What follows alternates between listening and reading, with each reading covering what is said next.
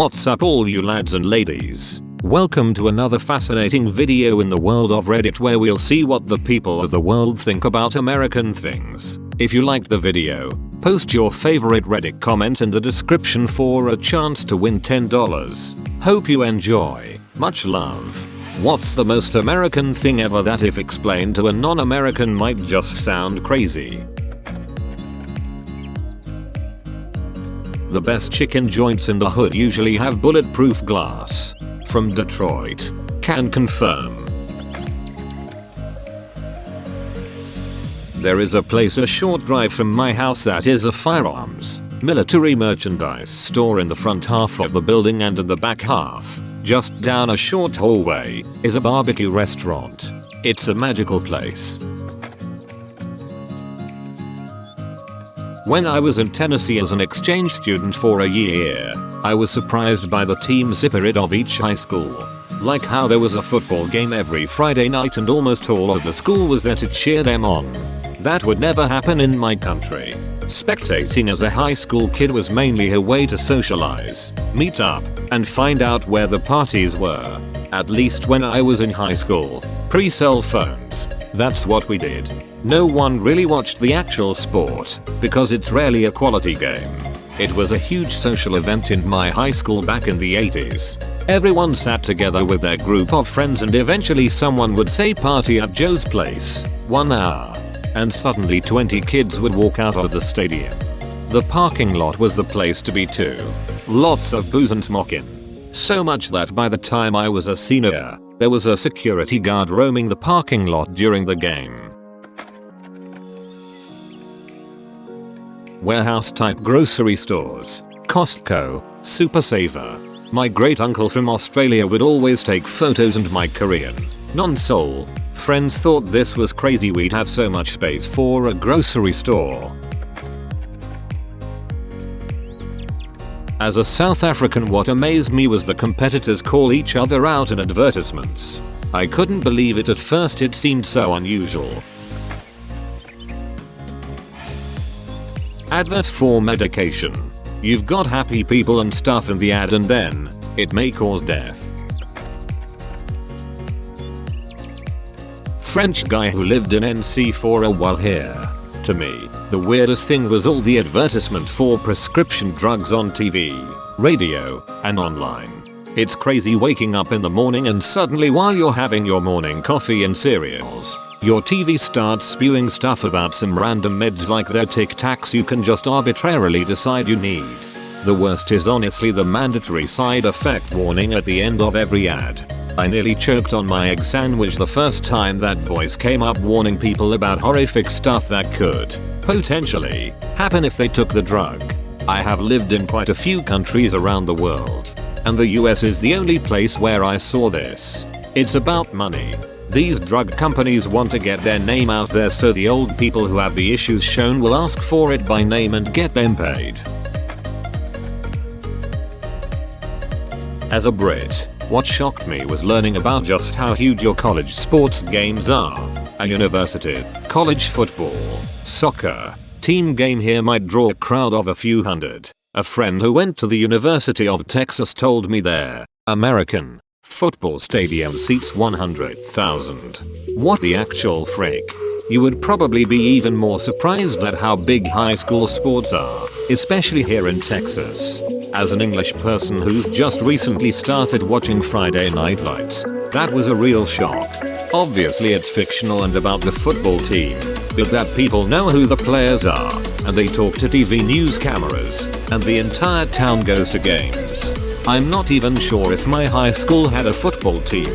I mean, even though it's fictional, it's accurate. My brother was a star player and people would pat him on the back and tell him good job when we were out in public. Once he got free pancakes at the local diner after he got 4 touchdowns in one game. I think the idolization of high school athletes is a little misplaced and over the top, but I did love growing up and going to the football games and seeing everyone I know.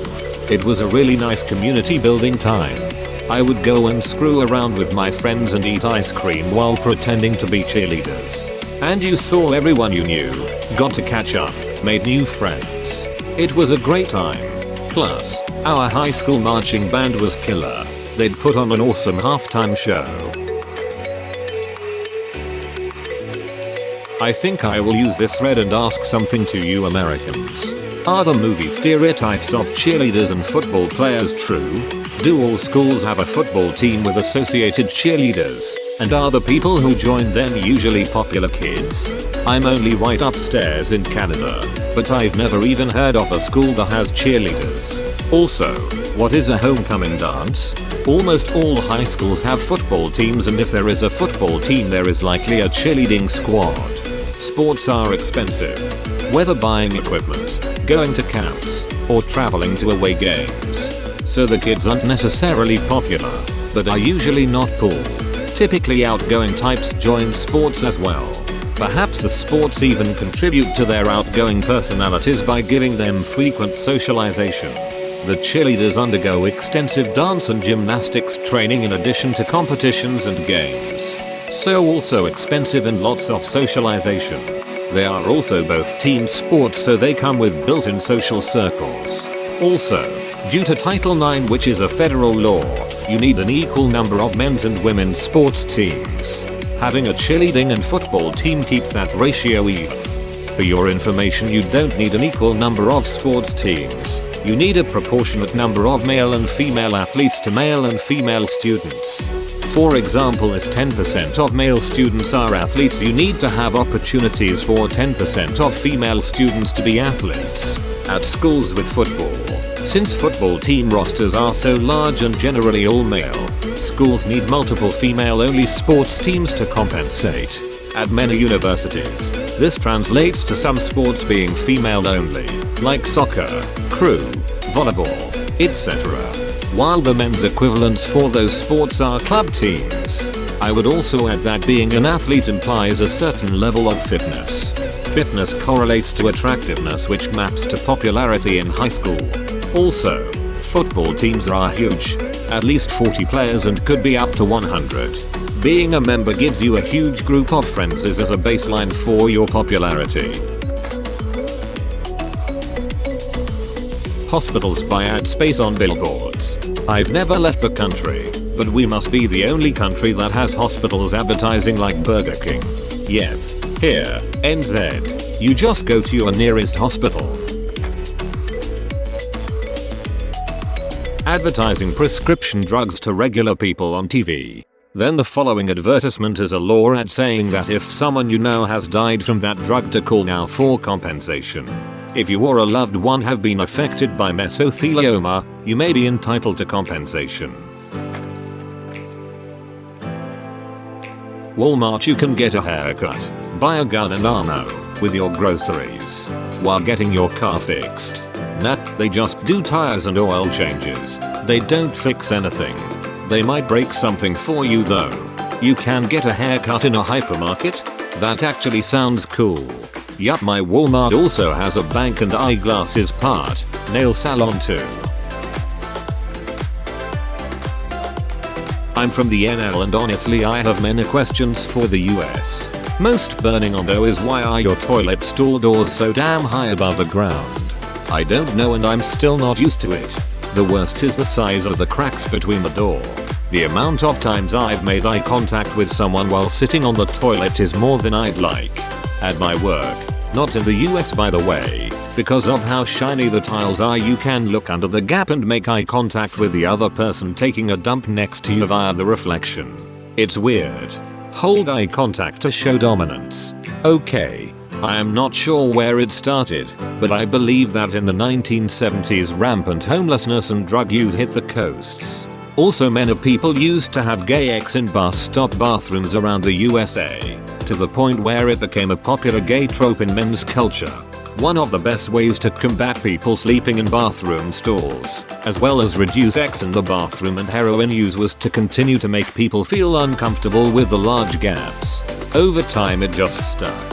I am amazed in Europe how they don't have an X homelessness problem, because if they had those fully lockable toilets like that in the USA, people would be living in them, having X, shooting up, or all kinds of other nefarious